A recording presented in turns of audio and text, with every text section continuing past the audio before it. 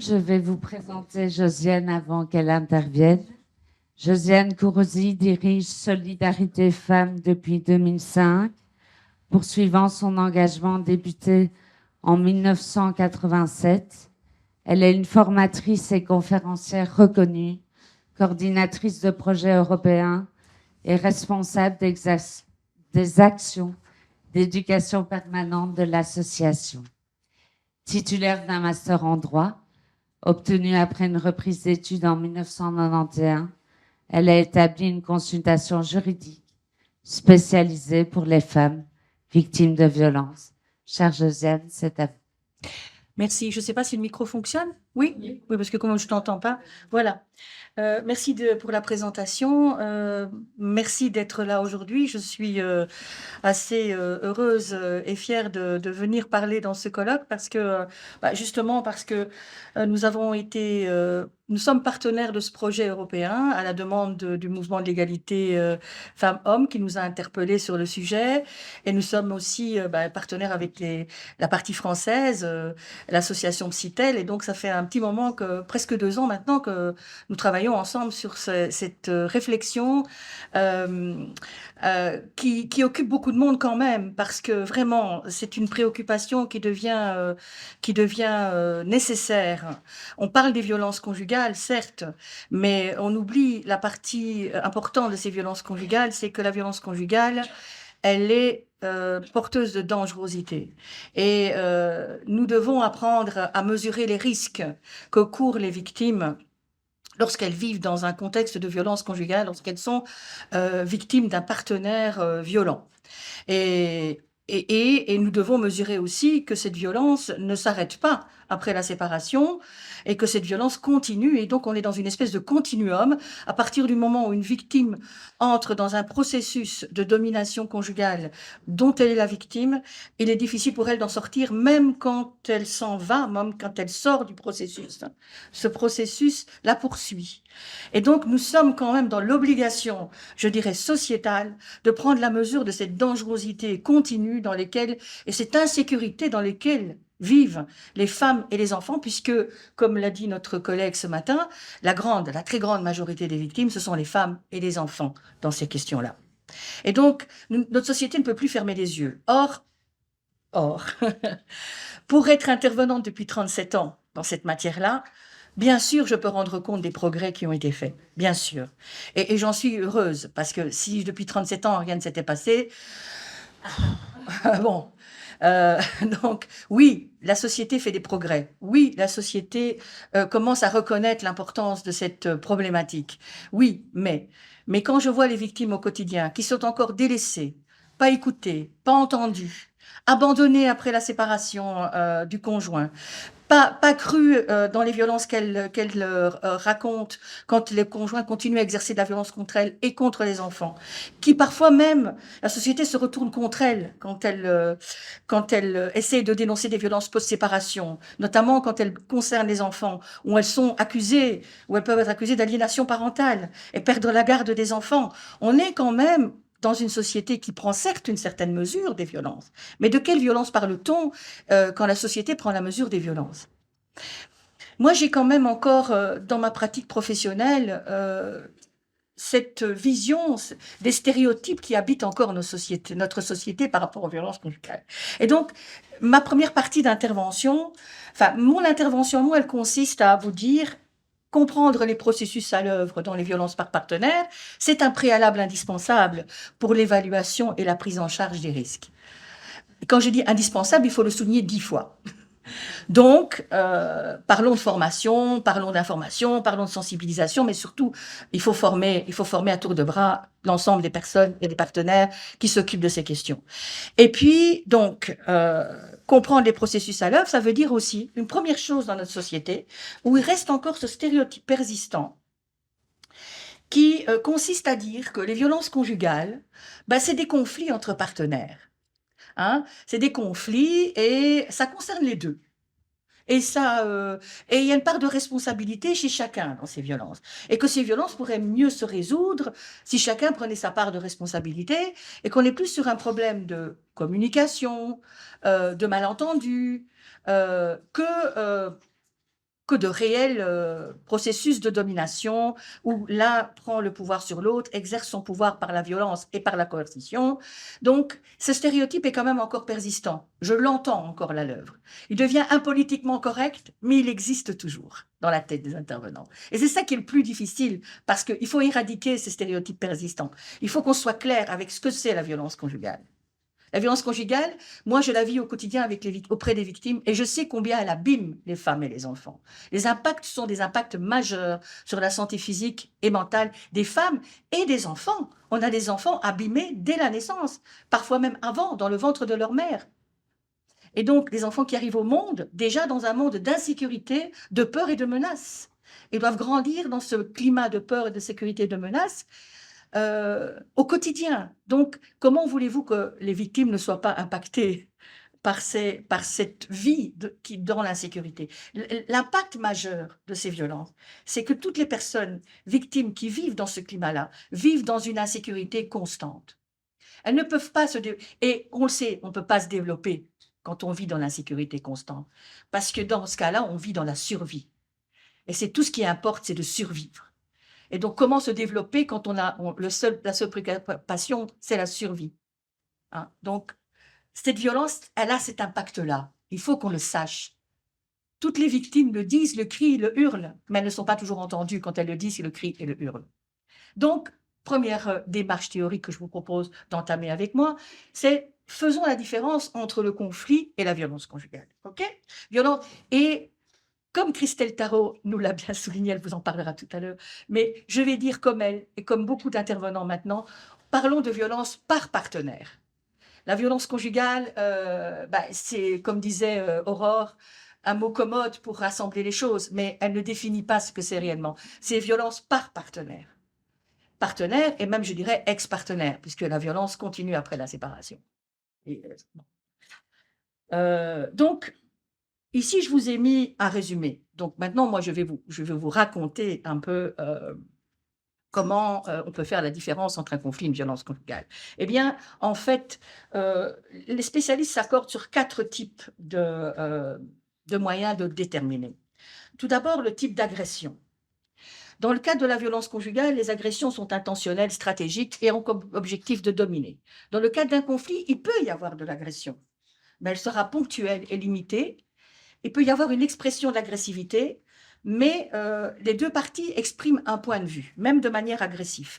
Alors, le plus important dans la différence entre le conflit et la violence conjugale, c'est que dans un conflit, et vous le verrez, vous le sentez certainement parce que vous entrez, si vous êtes dans une relation amoureuse, affective, partenariale avec quelqu'un, homme ou femme, vous savez que les conflits font partie inhérente de la vie conjugale dite de couple.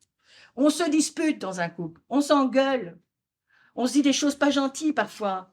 Et mieux on se connaît, moins on est gentil. C'est facile. Enfin, je veux dire, on va aller pointer chez l'autre ce qui ne va pas, bien sûr. Mais en même temps, ça parle, ça dit les choses. Et il y a quelque chose de fortement absent dans cette dynamique qui s'installe. C'est la peur de parler, la peur de l'ouvrir. Quelqu'un qui va vivre de la violence conjugale va mesurer ses propos, va faire attention à tout ce qu'elle va dire au partenaire, parce qu'elle connaît les conséquences d'ouvrir la bouche, d'être en désaccord avec son partenaire, de dire le contraire de ce qu'il pense, de ne pas de le contrarier. Donc, quand une femme dit, moi, j'aime pas les conflits. Moi, je préfère la paix. Donc, je préfère aller dans son sens, c'est mieux. Il y a déjà un petit système d'alerte qui devrait s'installer dans votre tête. Il y a déjà quelque chose qui est en train de se passer là. Est-ce que c'est normal, entre guillemets, que cette femme qui vit dans l'intimité avec cet homme, ou ces deux femmes, ou ces deux hommes, hein, bon voilà, tous les types de couples peuvent exister, mais est-ce que c'est normal que cette personne ait peur de son partenaire, ait peur de le contrarier? Ça ne devrait pas exister dans un couple. On devrait avoir une totale liberté d'expression, même si c'est pas rigolo à entendre, même si parfois ça se termine par une séparation. Parce qu'on finit par ne plus s'entendre et on n'a plus les mêmes objectifs. Et parfois, les engueulades, c'est trop fréquent et on ne s'en sort plus. Si vous n'apprenez pas à faire cette différence, vous ne saurez pas travailler cette question des violences conjugales. Donc, on ne peut pas. Un conflit, c'est deux personnes à égalité qui s'expriment parfois très maladroitement, qui s'expriment parfois très agressivement. Et parfois, il peut y avoir des échanges de violences physiques même, ponctuelles, mais très regrettés et qui ne se reproduisent pas. Parce que j'ai pas le temps de vous donner des exemples, hein, parce que des exemples, j'en ai à l'appel de personnes qui ont commis un acte de violence physique qu'elles ont regretté. Mais ces personnes, elles vont se dire une chose qui est fondamentale. Et c'est là qu'on va arriver aussi avec un autre facteur qui fait la différence, qui pour moi est très important. C'est comment on va expliquer le geste qu'on a posé. L'explication du geste va vous faire la différence. Quelqu'un qui a posé un geste malencontreux de violence physique, par exemple, l'a bousculé son partenaire, voilà, l'a jeté un objet, ça peut arriver. On peut être hors de soi à un moment. Il va se poser une question, il va se dire: qu'est-ce qui m'a pris? Pourquoi j'ai fait ça? Pourquoi je réagis comme ça quand ma partenaire me contrarie?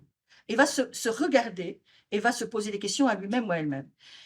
L'auteur de violence conjugale va justifier son geste. Et quand justifier, ça veut dire il va tenter de le légitimer, il va le rendre acceptable aux yeux de l'autre. Parce que oui, j'ai fait ça, mais... Et vous allez entendre, il va y avoir des gros mais partout. Pas nécessairement exprimés, mais il va y avoir des mais si, mais là. Alors, toutes les explications, évidemment, sont possibles à ce stade-là. Hein. Et mieux elles atteignent la partenaire, plus c'est facile de faire accepter à la partenaire cette violence qu'elle vient de subir.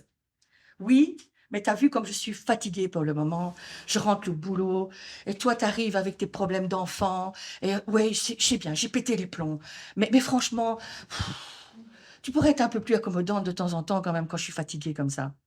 Ou, bam, la partenaire, culpabilité, c'est vrai, j'aurais pas dû, etc. Donc, je n'ai pas le temps de vous parler des systèmes de justification des auteurs, mais ils en ont un certain nombre. Et il faut entendre donc ce mais dans la tête ou dans la bouche de la personne. Et parfois, c'est la victime elle-même qui va vous raconter la justification que l'auteur va lui donner des violences. Voilà. Je dirais, pour moi, les deux. Et alors, l'impact aussi. L'impact sur la victime, il est très important. Donc, une femme qui va. Moi, j'ai reçu des femmes de toutes les catégories dans mon bureau de juriste quand j'étais juriste. Puis depuis 37 ans, ben, j'entends les victimes raconter leur vie. J'entends des femmes au service ambulatoire venir nous raconter comment ça ne va pas avec leur conjoint. Et quand on entend certaines femmes raconter ce qui ne va pas avec leur conjoint, on sent tout de suite qu'elles sont dans des conflits mal gérés. On le sent. Elles expriment facilement ce qu'elles ont à exprimer. Elles ne justifient pas les gestes de l'autre. Elles ne se justifient pas. Elles racontent que ça ne va pas, que voilà, etc.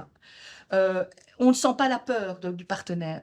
Par contre, dans l'autre situation, les femmes même en arrivent à se justifier elles-mêmes le geste du partenaire. Donc, reprendre à leur compte les gestes du partenaire. Expliquer, quand on explore un peu plus en avant ce qui se passe dans la relation, se dire, exprimer combien elles apprennent à se taire dans la relation, à se soumettre pour ne pas contrarier l'autre, pour avoir la paix dans le couple. Et combien, donc, tous ces discours vont apparaître facilement. Dès qu'on a les clés pour les lire, on lit facilement la différence entre les deux. C'est pour ça qu'on a besoin de clés de lecture. Parce qu'à partir du moment où on a ces clés de lecture-là, tout de suite, dans le discours que la victime va produire, on va faire la différence. On va la faire très, très vite. Avec quelques questions bien placées, on va vite faire la différence. Déjà, comment vous vous sentez quand votre partenaire a des gestes de violence à votre égard? Qu'est-ce que vous faites, vous, madame? Comment est-ce que vous expliquez ces gestes? Vous allez rapidement, dans ces questions-là, mesurer l'impact, la manière dont le partenaire justifie les violences et comment la réaction de la victime est très importante. Je pense que pour définir cette différence-là. Donc, je ne vais pas aller plus loin. Ça fait partie de 3 jours de formation. Donc, si je commence à m'étaler sur la formation, Jean-Louis, mon directeur des pôles de ressources dont nous faisons partie, va m'assassiner. Voilà, donc, ça fait partie de 3 jours de formation.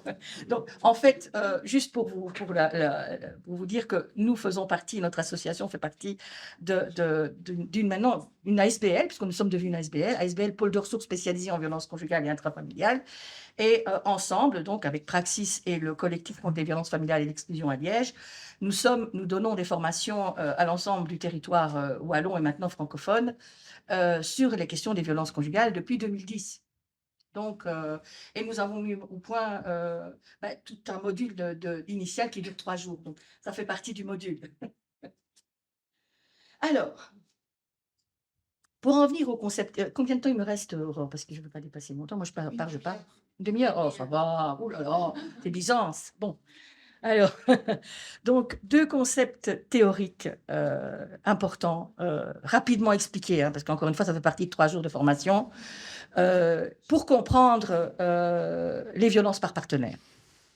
1, la notion de contrôle coercitif et 2, la question du processus de domination conjugale. Ces 2 notions s'entremêlent et expliquent la même chose, mais d'une manière différente. À savoir que le contrôle coercitif nous permet de définir de manière concrète, par l'ensemble des gestes, des comportements et des attitudes que pose l'auteur dans le contrôle qu'il exerce sur la victime et les coercitions et la coercition qu'il met en place. Donc, on peut définir que l'auteur a comme objectif de contrôler et de dominer la vie de l'autre par tous les moyens possibles. Et ce sont ces moyens qui sont expliqués un peu dans le contrôle coercitif. Parce qu'il y a contrôle et puis il y a coercition. Donc, les violences conjugales entrent dans cette définition. Et ce serait même intéressant qu'on puisse se saisir de cette définition, comme l'ont fait certains pays anglo-saxons, pour en faire une infraction pénale globale, parce que actuellement, et ça reste justement un des éléments, à mon avis, qui font perdurer les stéréotypes, c'est que les seules infractions pénales reconnues sont les violences physiques. En réalité. Bon, après, il y a les choses un peu à part. Mais de manière générale, d'ailleurs, quand Aurore a donné les chiffres du ministère, c'était sur des femmes qui avaient déposé plainte pour des violences physiques. Donc, or, le contrôle coercitif nous permet de mesurer que les violences qui s'exercent au sein du couple sont parsemées de comportements, d'attitudes, de gestes, de stratégies qui ne sont pas des infractions punissables, mais qui ont comme objectif la même chose, obtenir le pouvoir et la domination, et la conserver, et la reprendre s'ils ont l'impression d'avoir perdu. Effectivement, tout ça peut fluctuer, et c'est ça que nous permet de comprendre d'ailleurs le processus de domination conjugale, qui lui va aller en profondeur, examiner les mécanismes stratégiques, et à examiner le système conjugal, hein, pour voir un peu comment les stratégies de l'auteur vont impacter la victime et l'obliger à réagir d'une certaine manière pour se protéger. OK? Donc, on passe au contrôle. C'est clair pour vous jusque-là? Ah va, bon, allez, hop. Alors, on passe au contrôle. Je suis en formation, moi, ici. Alors, le contrôle coercitif, c'est un concept très intéressant qui a été élaboré par un professeur américain qui s'appelle Evan Stark. Certains connaissent Evan Stark. Malheureusement, Evan Stark, il écrit qu'en anglais. Donc, si on veut lire des choses qu'il a écrites, il faut lire l'anglais. Mais bon, après ça... Pardon? Ou traduire. Ou traduire, oui, c'est ça. Oui, Christelle, traduire. Donc, je pense qu'on n'a jamais traduit ces livres en français. Non. Et ça, c'est bien dommage. Parce que du coup, effectivement, on est obligé d'aller puiser et réécrire et voilà, se servir de ces écrits pour dire ce que c'est le contrôle coercitif. J'ai tiré toutes ces informations de 2 sources principales qui nous viennent du Canada et du Québec, que je vous ai mis sur le PowerPoint. Vous pourrez aller chercher là-dedans. Il y a quand même deux grandes associations qui ont travaillé sur ces questions au Canada, qui finalement ont inspiré le travail qui est fait en Belgique. Il y a la maison, attendez, parce que je ne sais plus le nom, mais le refuge des femmes ouest de Lille, qui ont vraiment créé un guide pour les victimes, pour leur permettre de comprendre ce que c'est le contrôle coercitif, avec toute une liste. Donc, elles ont regroupé toutes les stratégies de l'auteur pour obtenir le pouvoir sur la victime, et elles ont créé des items qui permettent aux victimes de cocher. Par exemple, il est jaloux.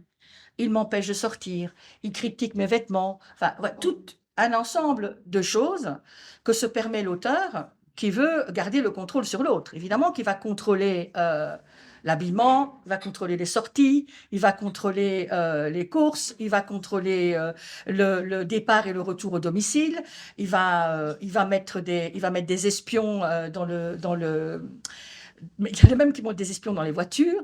Et ils vont obliger la victime à, comment je vais dire, à se géolocaliser. Bon, moi, j'avais une dame qui devait photographier son trajet et lui envoyer des photos régulièrement jusqu'au moment où elle arrivait au travail. Bon, il y en a qui mettent des caméras dans les maisons. Enfin, voilà, on est quand même le contrôlant qui a besoin du contrôle il va mettre en place des outils et des moyens pour l'obtenir, évidemment. Et ce qui va être intéressant quand même pour nous aussi intervenants, c'est comment on va mesurer, comment la victime, elle trouve des ressources dans toutes ces histoires pour résister un peu à ce processus quand même.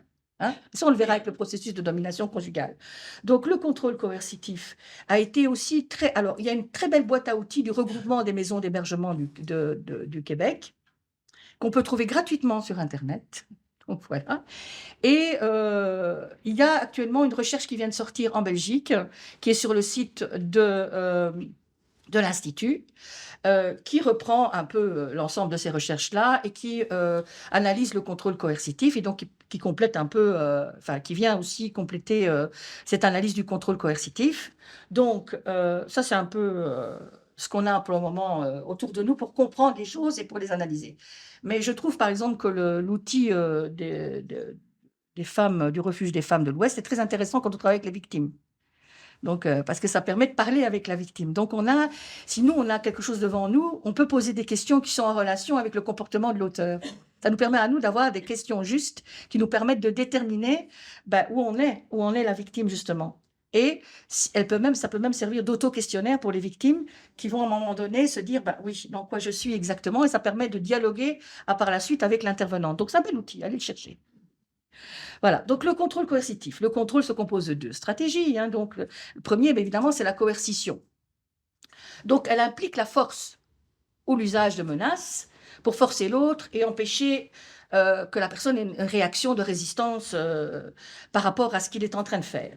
Donc, et c'est vrai que dans cette coercition, on a alors des violences qu'on peut reconnaître, comme les violences physiques, l'intimidation, les menaces, le dénigrement, le harcèlement, l'humiliation. Et ce sont des actes, alors parfois c'est des actes au quotidien dont on ne mesure pas les conséquences tout de suite. Et le contrôle coercitif est vraiment composé parfois de petits actes dont la victime ne se rend pas compte. Voilà, donc c'est à force, bon, parfois c'est juste une remarque sur la robe, parfois ça va être une remarque sur le physique qui a changé, parfois c'est une remarque sur la voisine qui est bien plus jolie que toi parce qu'elle se maquille, toi tu te laisses un peu aller, là, tu crois que bon, voilà, parfois mais ça va être tout le temps. Ça va être régulier, ça va être et donc c'est pas toujours la même chose, je veux dire, c'est pas toujours tous les matins je te frappe sur la tête, non, c'est pas ça, hein. Mais c'est quelque chose qui va être constant dans la vie au quotidien, qui va s'exprimer de différentes manières et qui va mettre la victime dans un état de confusion et surtout de malaise constant par rapport à l'autre qui ne semble pas satisfait. Et donc, je dois montrer à l'autre que je ne suis pas satisfait. C'est vraiment, parfois c'est même plus intelligent que d'aller frapper, parce que frapper, je peux être puni. Donc, il y a beaucoup d'intelligence dans la manipulation dont peuvent faire preuve les auteurs de violences conjugales. Et moi, j'ai un peu peur qu'à force de punir que les violences physiques, on rende les auteurs de plus en plus intelligents et manipulateurs pour obtenir le contrôle et la domination avec d'autres moyens qui, évidemment, les laisseront impunis. Et je sens dans ma pratique professionnelle qu'on va vers ça. On va vers ça. Quand j'ai commencé, j'avais des femmes avec des bras cassés, des traumatismes crâniens. J'ai de moins en moins de femmes qui arrivent dans cet état-là, mais qui arrivent très abîmées par des violences dites psychologiques, puisqu'on n'a pas d'autres mots pour les décrire. Mais je pense qu'il faut qu'on aille vers la question du contrôle coercitif avec l'ensemble des comportements qui permettent à l'auteur de faire taire la victime, de la mettre plus bas que lui et d'obtenir ce contrôle grâce au fait, à la culpabilité de la victime, la peur de la victime, le sentiment de responsabilité de la victime, etc. Donc, alors, si on vient à la deuxième partie de la tactique, c'est le contrôle. Bon, voilà, le contrôle, je vous l'ai déjà expliqué en long et en large. Hein. Comment j'obtiens le contrôle? J'impose des petits comportements particuliers par la manipulation, par mes... bon, je n'aime pas quand tu rentres tard, je sais pas, la prochaine fois, sois à l'heure. Moi, j'attends mon repas à 18h, il faut que tu sois prêt quand même. J'ai passé une journée dehors, je suis fatiguée. Enfin, voilà. Ta mère ne m'aime pas, tu crois que c'est... Bon, je pense qu'il faut qu'on arrête de voir ta mère. Enfin, bon, donc, l'isolement de l'autre fait partie d'une tactique fondamentale. Hein. Plus j'isole la victime, plus je peux la manipuler, plus je suis seul maître à bord. Et à ce moment-là, ça devient beaucoup plus aisé, évidemment. hein. Euh, mais ce que je suis en train de vous dire n'explique pas comment la victime réagit devant tout ça. Et c'est pour ça que c'est intéressant alors de comprendre comment se met à l'œuvre le processus de domination conjugale. Et là, j'arrive à ce que comment je vais dire, nous vous donnons en formation dans les pôles de ressources spécialisés en violence conjugale et intrafamiliale, et à ce que Jean-Louis va vous expliquer de l'outil qu'on a créé pour mesurer la dangerosité des situations de violence conjugale. Je dis violence conjugale, hein, mais bon, violence par partenaire, il faut qu'on s'habitue à dire ça. Et donc, cet après-midi, l'outil est Vivico et notamment aussi, à partir de là, une cellule multidisciplinaire de prise en charge des violences plus graves et la mesure de la dangerosité de ces violences. Donc, ça coule d'un constat. Bon, à partir de cette analyse systémique, et c'est là l'intérêt de cette analyse aussi. Elle a plusieurs intérêts. Un, elle est systémique, donc elle prend en compte les stratégies de l'auteur. Donc, comment il installe son contrôle coercitif, par quels moyens, quelles sont les stratégies. Donc, les moyens, elles sont multiples, le contrôle coercitif les liste, et donc la multiplicité des stratégies. Mais comment, en face de lui, il n'a pas un paillasson, hein.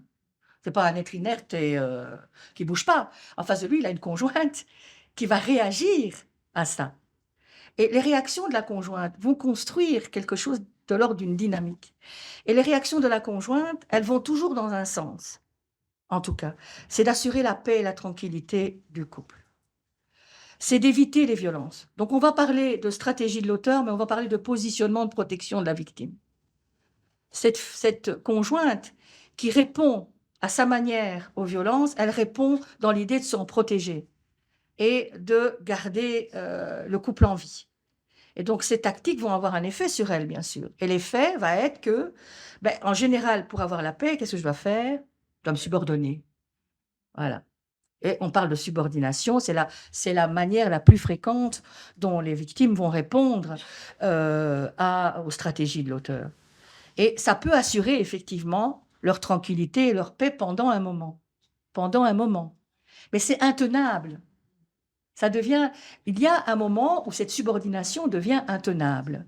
Et par exemple, alors si tout au début, c'est encore possible, parce que pour un certain nombre de femmes, cette subordination fait partie de la socialisation des femmes. Donc, un certain nombre de choses vont être acceptées telles quelles. La jalousie du partenaire, le contrôle de l'habillement, pour un certain nombre, le contrôle des fréquentations, tout ça, pour un certain nombre de femmes qui ont été socialisées comme telles. Un certain nombre d'entre nous avons quand même été socialisés à peu près toutes de la même façon, quand même si nous avons échappé à notre socialisation, youpi, nous avons quand même reçu les mêmes messages sociaux.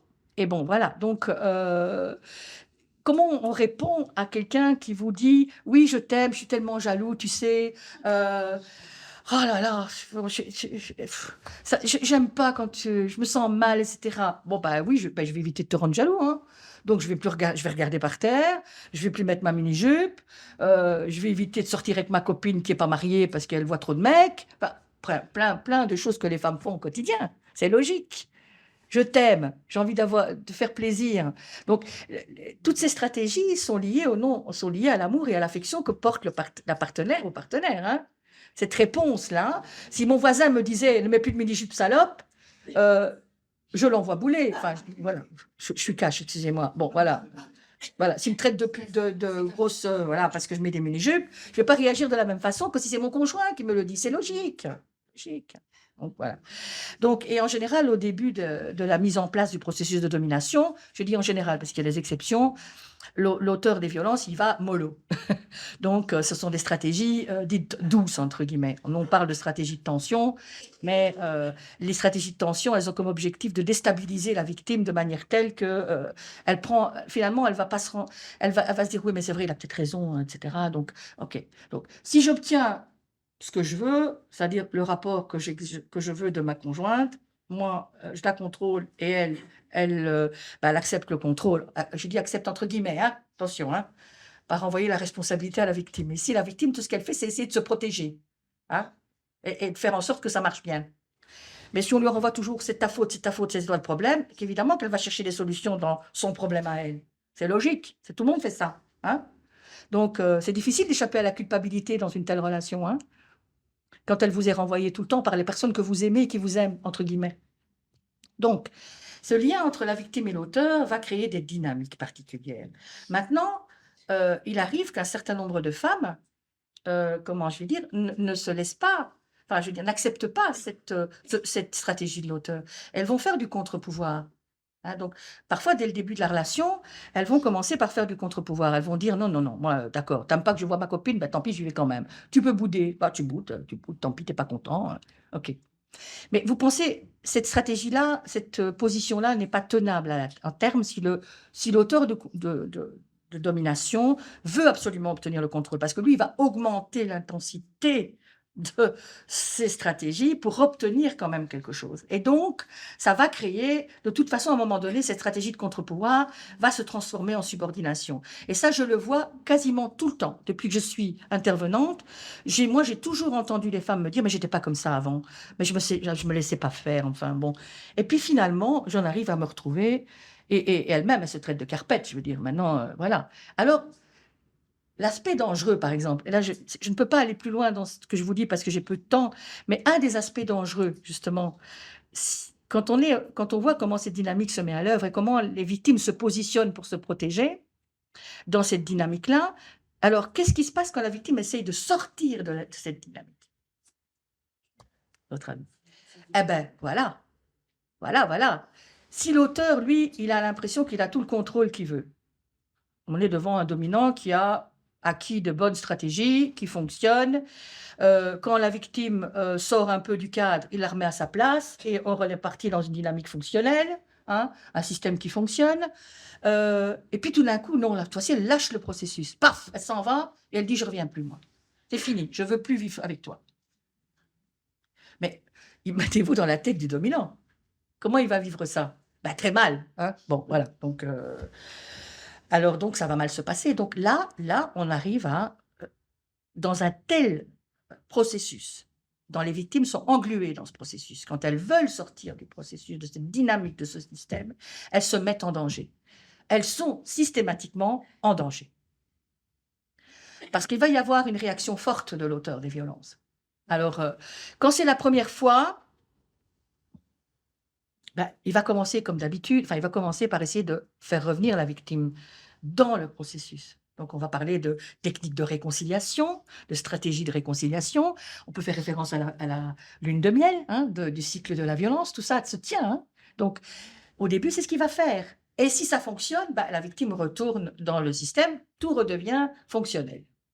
Donc, c'est un petit moment de chaos dans le système, mais petit chaos qu'il a réussi à résoudre à son avantage. Mais quand ça ne marche pas, il va d'abord tenter cette technique habituelle, puis ça ne marche pas. Et c'est là que ça va devenir dangereux. Donc nous, quand on travaille, on reçoit des victimes de violences conjugales, on va mesurer le système dans lequel elles se trouvent, comment elles ont réagi pendant les années, comment elles commencent à réagir différemment, ce qu'elles veulent réellement. Est-ce qu'elles veulent négocier? Bah, alors elles ne sont pas tellement en danger. Parce que si elles veulent négocier, elles vont reprendre contact avec l'auteur des violences. Et donc, on va mettre en place des positionnements de négociation avec elles. Ça, c'est des choix que nous respectons hein, chez les personnes. Nous n'intervenons jamais à la place des victimes. Nous suivons le processus avec elles et c'est des choix qu'elles doivent faire. Donc, elles viennent dans une maison d'accueil, par exemple, ou dans un service pour s'aider à négocier des changements.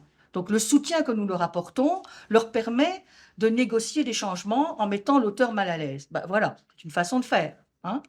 Okay. On va négocier des changements à leur avantage, évidemment, et puis elles retournent dans le système. Et puis nous restons vigilantes à conserver des liens avec elles pour qu'elles ne soient pas seules dans son retour au système et qu'elles puissent, si jamais ça recommence, partir du système. Mais si cette victime décide, une fois pour toutes, de rompre la relation, donc elles ne font pas comme d'habitude, avec l'auteur des violences, parce que beaucoup de femmes font des allers-retours hein, dans ce qu'on appelle les ruptures évolutives. Et donc, si elles ne font pas comme d'habitude, là, ça va mettre l'auteur dans une grande... Bon, les tactiques habituelles ne fonctionnant plus, il va y avoir, évidemment, comme on est dans le contrôle coercitif, il va accentuer l'aspect coercitif. Les menaces, les violences par personne interposée, il va aller voir la famille, les amis, etc., va menacer les intervenants. Bref, donc il y a un moment là, ça devient chaotique. Et là, c'est là, je trouve qu'on abandonne beaucoup les victimes. Parce que un autre grand préjugé, c'est que la séparation résout le problème. Mais non, mais non, mais non. Parce que si maintenant vous êtes bien formé sur l'idée qu'on n'est pas dans des conflits, évidemment qu'une fois qu'on se sépare d'un conjoint avec qui on est en conflit, on n'est plus en conflit, c'est sûr. Bon. Finalement, on met fin au conflit, entre guillemets, sauf si on a des enfants, c'est pas toujours clair. Hein. Mais bon, bref. Voilà. Mais on peut se battre dans un conflit même après, et on a des armes pour le faire. Mais si maintenant vous êtes au clair que la violence conjugale, c'est bien un contrôle coercitif, et on est dans un processus de domination qui s'installe et qui se cristallise et qui devient permanent, avec le temps, ça devient permanent, donc beaucoup plus difficile à mobiliser. Hein. Donc, et les victimes là-dedans sont prises dans un piège dont il est plus difficile de sortir. Hein. Le temps aggrave le problème. Hein. D'autant plus que si elles ont fait des tentatives pour en sortir qui ont échoué, elles sont encore plus diminuées dans leur confiance en elles, leur estime de soi et leur capacité à réagir. On parle d'impuissance acquise, mais je n'ai pas le temps de vous expliquer tout ça. Donc, allez voir. donc, on est quand même... J'ai encore 10 minutes, oh là, ma puissance encore. Hein. Donc, maintenant, ça y est. Ah, tu m'as perturbée, Aurore. Je ne sais plus ce que je dis. Tu peux creuser impuissance acquise. C'est quoi tu dis? Impuissance acquise. Voilà, donc attends.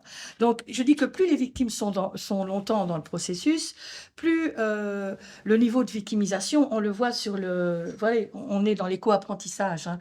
L'auteur, il apprend de ces stratégies. Il apprend à utiliser les stratégies les plus fonctionnelles, il apprend comment mettre l'autre sous domination et devient habile à le faire. Donc on parle de haut niveau de domination.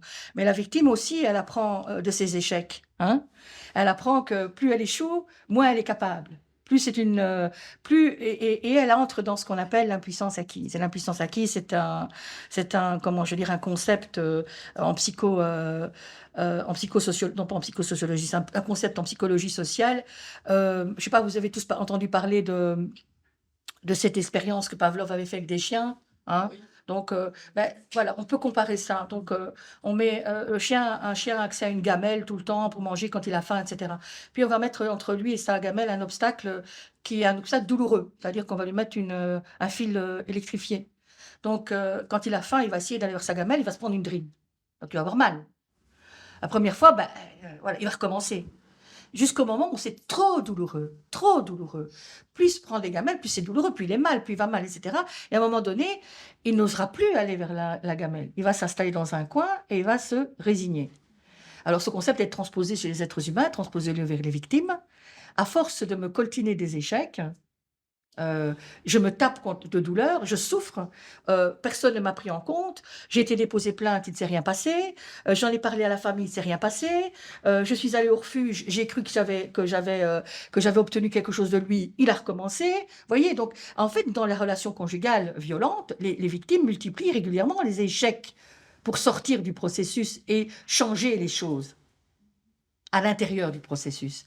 Et cette multiplication des échecs constitue ce qu'on appelle l'impuissance apprise quand elles ont vécu ça très longtemps. Et donc, il y a des femmes qui nous arrivent complètement résignées, qu'on appelle dans la survie.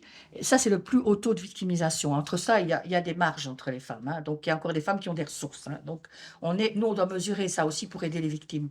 Quand les femmes sont à un très haut niveau de victimisation, dans l'impuissance totale, elles sont beaucoup plus difficiles, elles ont beaucoup plus dur à se mobiliser. Et le travail avec elles sera beaucoup plus long. Parce qu'elles ne croient plus en rien, ni en elles-mêmes, ni en rien, ni en la société, ni aux institutions. Elles se résignent à leur sort, elles viennent juste se mettre en sécurité quelques jours et puis elles repartent. Et on voit des femmes comme ça qui, oui, non, c'est pas la peine, il ne changera pas de toute façon, ça ne sert à rien que je négocie, ça ne sert à rien de proposer des choses. Elles n'en sont même plus là. Et il y a des femmes, évidemment, qui, pour survivre, se mettent à boire, tombent dans la maladie mentale, prennent des drogues. Et alors, évidemment, ça se retourne encore contre elle parce que le conjoint, lui, pourra dire à la société, elle boit, elle est tout le temps à l'hôpital, elle ne sait pas s'occuper des enfants, voilà. Donc, et la société, évidemment, les abandonnera encore plus celle-là parce qu'on n'aura rien compris à ce qui leur est arrivé. Moi, j'ai des psychiatres qui ont, depuis 20 ans, des femmes, qui n'ont jamais posé la question de la violence conjugale. Et ils donnent de l'aldol. Donc, les femmes, elles sont comme ça. Et elles sont diagnostiquées maniaco-dépressives. Voilà. Et on leur donne de l'aldol. Et des femmes qui nous sont arrivées comme ça au refuge, hein, dans un état de délabrement pas possible, quoi. Hein. Donc, on est dans une société, bon, on ne pose pas les bonnes questions, donc il faut vraiment former tout le monde. Donc, l'impact des violences conjugales, il peut être réellement majeur. Majeur. Et donc affecter sérieusement la santé mentale. Et c'est vrai que quand on en est là, on est très loin dans le délabrement. Et c'est même très difficile, pour nous intervenants, d'aider et d'accompagner des femmes dans cet état-là. C'est souvent des échecs même pour nous. Parce qu'elles repartent. Parce que comme elles sont tombées dans les addictions, ben, il faut déjà traiter l'addiction. C'est compliqué, l'addiction. C'est compliqué. En plus de ça, maintenant, il y a aussi toutes les conséquences des traumas qu'elles subissent. On sait maintenant, on connaît maintenant, comment je vais dire, on commence à bien connaître maintenant les conséquences traumatiques. C'est-à-dire qu'en fait, qu'est-ce que c'est un trauma? Ben, c'est un choc qu'on subit. Pourquoi il nous affecte? Dans la théorie du stress post-traumatique, on nous dit que une victime d'un choc intense où on croit qu'on va mourir, ou en tout cas la violence qu'on subit ou le choc qu'on subit est sérieux, va nous impacter. Va nous impacter sur le coup. Peut-être qu'après, 2-3 jours après, ça ira mieux, on va se sortir de là. Mais pour un certain nombre, non, ça peut affecter notre vie. Et ça peut se transformer en quelque chose oui, ça faut se transformer en quelque chose qui devient constant, donc, et qui affecte notre vie parce qu'on va y repenser tout le temps, on va faire des cauchemars, on va revivre, on va essayer d'éviter toutes les situations où ça nous est arrivé, etc. C'est ça les conséquences d'un stress post-traumatique, un événement unique. Mais du coup, maintenant, on se rend compte que les victimes de violences conjugales, elles ne vivent pas un stress post-traumatique, elles vivent des conséquences des traumas à répétition. Et elles le vivent pour certaines, beaucoup, sans pouvoir débriefer. Parce que, vous voyez, dans les grands attentats, les grands chocs, etc., on emmène des psychologues. Très vite, on doit débriefer. Et le débriefing sert notamment, évidemment, à éviter que le stress, le trauma devienne du stress post-traumatique chronique et affecte la vie des gens par la suite. Pour les femmes, c'est pas le cas. Elles vivent ça au quotidien, dans leur solitude, la plupart. Et donc, combien de femmes n'ont pas subi des tentatives d'étranglement? Combien de femmes ne se sont pas retrouvées dans un coin de porte, ne pouvant ni fuir ni combattre? Parce que les traumas, ils arrivent quand on ne peut pas fuir ou on ne peut pas combattre. C'est ça, parce que notre cerveau reptilien, il n'a que 2 choix devant le danger, fuir ou combattre. Ça, c'est l'ensemble des êtres vivants. Pour les animaux, ça marche bien. Pour nous, ça ne marche pas. Parce que nous avons un cerveau, nous avons la mémoire et nous avons un cerveau frontal. Donc, on va emmagasiner dans notre mémoire les chocs qu'on a vécus. Les animaux, ils ont des chocs et puis ils repartent. Ils revivent leur vie. Ils seront un peu plus attentifs. La gazelle sera peut-être plus attentive quand elle ira dans son point d'eau à éviter le lion, mais elle n'aura pas peur d'aller à son point d'eau. L'être humain, il n'ira plus au point d'eau quand il aurait vu le lion essayer de le manger. Vous voyez, en gros, je fais une métaphore, j'espère que c'est clair. Ouais. Donc l'emmagasinement des conséquences des chocs traumatiques à répétition font que ça atteint aussi beaucoup la santé mentale des femmes, même quand elles ont encore des ressources. Hein. Alors évidemment, c'est à géométrie variable et donc on doit nous aussi nous apprendre à être capable d'aider ces femmes, d'accompagner ces femmes dans ce travail sur les traumas. Parce que évidemment, beaucoup de femmes font des cauchemars à répétition. Il y en a qui se dissocient, hein, donc qui perdent toute capacité à ressentir les émotions parce que ça les protège. Enfin, on est devant une multiplicité de comment je vais dire d'impacts qu'on doit mesurer. Bref, mais tout ça est lié effectivement à la situation d'enfermement dans le processus de domination conjugale dans lequel sont les victimes.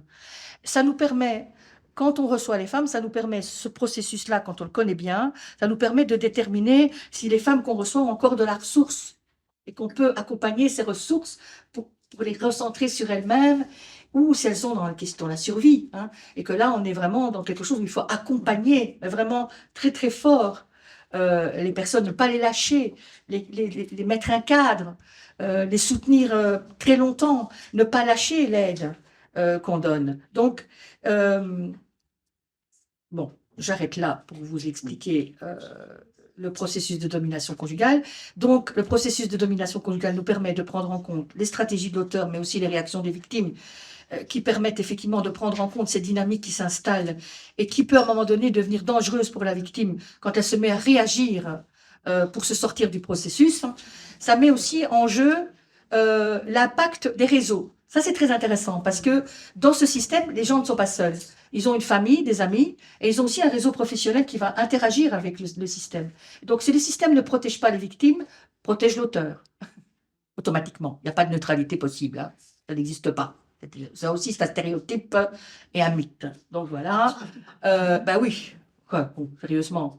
Donc, et les réseaux sociaux, et aussi l'impact que la société a directement en modifiant les règles juridiques, en modifiant les messages qu'on envoie socialement. Donc, toutes les campagnes de prévention ont un impact aussi sur le couple conjugal et sur comment les victimes vont pouvoir se dire « Ah, j'ai des services d'aide. Ah, j'ai une ligne. Ah, j'ai ci. » Et les auteurs, peut-être, qui sont pris à partie. D'ailleurs, j'ai appris, voilà, bientôt une campagne à destination des auteurs qui va démarrer le 8 mars. Et donc, nous allons voir un peu quel sera l'impact sur les auteurs de violence de cette campagne, parce qu'effectivement, c'est intéressant aussi. Et aussi, comment les victimes vont entendre le message que nous envoyons, que la société va envoyer aux auteurs. C'est important. Donc, ça, c'est le fameux réseau tertiaire. Et troisièmement, ce processus de domination conjugale, quand on analyse la dynamique, nous permet de nous dire dans quelle dynamique on est. Est-ce qu'on est dans une dynamique à haut niveau de danger, ou est-ce que pour le moment c'est l'accalmie qui nous permet peut-être de prendre du temps avec la victime pour qu'elle puisse prendre des décisions, voir avec elle, etc. Voilà, donc ça c'est les trois avantages majeurs de ce processus de domination conjugale. Je vais terminer juste là en vous disant que donc, mon message c'est que la présence de stratégies de domination et de contrôle de la partenaire dans une relation conjugale, entre guillemets, doit nous alerter. Voilà. Et là, je vous mets un texte que j'ai ressorti tel quel, qui pour moi me semblait vraiment, comment je vais dire, résumer ce que je pense et ce que j'avais envie de vous dire aujourd'hui. Donc, la présence de contrôle coercitif constitue un facteur de risque important, menant à des violences futures graves ou mortelles, en particulier si la victime cherche à partir ou s'est récemment séparée de son partenaire. Malheureusement, les signes avant-coureurs ou signaux d'alarme, entre guillemets, dans la relation, ne sont pas souvent perçus comme des facteurs de risque. Les homicides conjugaux, contrairement aux croyances persistantes, ne sont pas toujours précédés d'incidents de violence physique. Et notamment, c'est des recherches qui ont été menées en Colombie-Britannique en 2020 et des outils qui ont été développés sur le contrôle coercitif par les maisons de regroupement, des maisons d'hébergement au Québec, qui nous disent ceci. Mais ça vaut pour ce que Aurore a dit ce matin, et ça résume très bien ce que j'avais à vous dire. Et donc pour moi, pour nous, pour tous les professionnels concernés, il est important de se former et de bien se mettre d'accord tous sur ce qu'on entend par les violences conjugales, et je vais dire maintenant, comme Christelle Tarot me l'a bien appris, et je suis bien contente de le dire, les violences par partenaire intime. Voilà, merci.